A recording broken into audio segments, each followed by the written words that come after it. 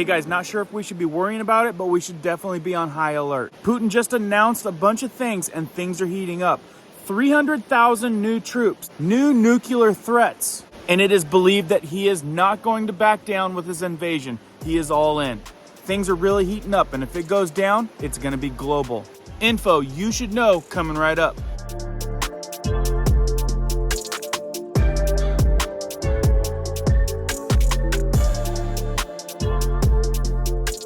Welcome back, and if you guys like staying up to date, be sure to hit that notification bell. Let's jump into this one. So like I said, this is breaking news. Putin just announced it not even like 8 hours ago. Putin has ordered Russia's first mobilization since World War II. In a televised address to the nation, Putin announced that he had signed a decree on a partial mobilization today.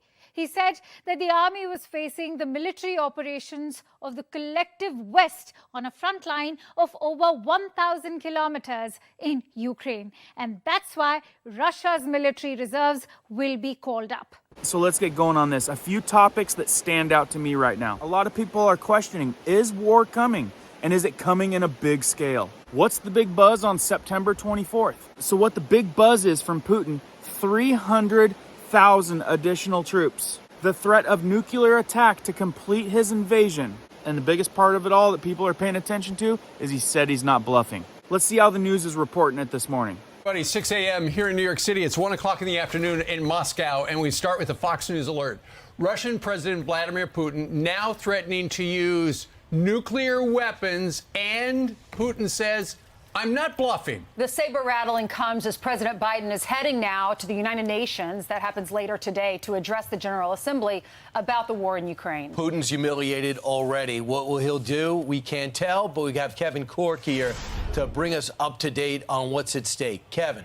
Morning, guys. It's actually pretty remarkable if you think about how far we have come. Think back to how this conflict has actually evolved in Ukraine. At the outset, you might remember there were some, including U.S. General Mark Milley, who suggested that Kyiv could fall to the Russians in as little as 72 hours.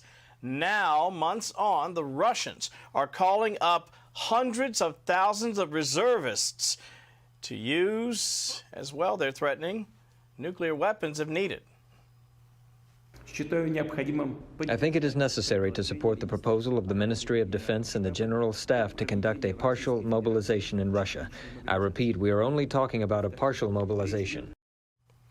Partial mobilization, but we're talking about 300,000 people. So more troops in the short term, but much more than that, as I mentioned, could be on the table in the future, as Vladimir Putin now says he will not rule out the possible use of nuclear weapons to defend Russia's acquisition of Ukrainian soil, which, to hear those on the ground tell it, could be a very big mistake.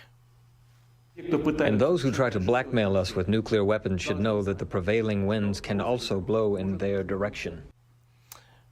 Strong words there by the Russian President Vladimir Putin just escalated his invasion of Ukraine in a very big way, announcing a short time ago what essentially amounts to a draft, calling up 300,000 military reservists starting immediately. I think it is necessary to support the decision to partially mobilize citizens of Russian Federation. I would like to underline this is a partial mobilization. Putin also made an ominous pledge to use all means to, in his words, defend his country. This is not a bluff. The citizens of Russia can be sure that the territorial integrity of our homeland, our independence and freedom will be ensured. And those who try to blackmail us with nuclear weapons should know that the prevailing winds can turn in their direction.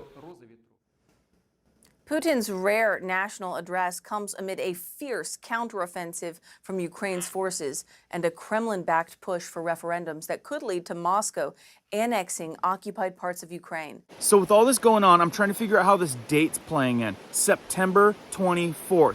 You guys have seen it, I'm sure. A lot of buzz around this date. Lots of theories and lots of conspiracies. The question is, have you heard about the buzz about September 24th? Put it down in the comments below. Let me know what you think's gonna happen. So the buzz on this date started ticking up in the media after this German leader made this announcement. 24. September 2022 wird uns allen als ein Tag im Gedächtnis bleiben, von dem wir später einmal sagen werden, ich weiß noch genau, wo ich war, als ich die erste Nachricht vom Krieg in der Ukraine gehört und die ersten Bilder. So he's referring it to 9/11. You're going to remember where you were at. You're going to remember what you're doing. That has to be a pretty big event, because I bet that most of you that are old enough remember exactly what you were doing, where you were at on 9/11. So you got to think about it. An event at that scale, what are we talking about? And does it have to do with this, what Putin just said? Was the date wrong? Did they mean the 21st? Or is something else coming on the 24th? Also, I've heard 25th, 26th, and 27th. A little fuzzy on the exact date, but the most primary date that everyone's talking about is September 24th. This is the way I'm seeing this buzz on this news today. Putin said this. That our country also has a variety of weapons of destruction, and in some areas even more modern than those in NATO countries. And if the territorial integrity of our country is threatened, we will without question use all the means at our disposal to protect Russia and our people. This is not a bluff. He said he's not bluffing. I don't know what the real intentions are, but I do know if he mobilizes 300,000 more troops, says that he will use nuclear weapons to finish up what he started. You guys know about the investments made in Ukraine. Many people are saying that America's already got their foot in the door. They won't back down from protecting Ukraine. And same with the UN.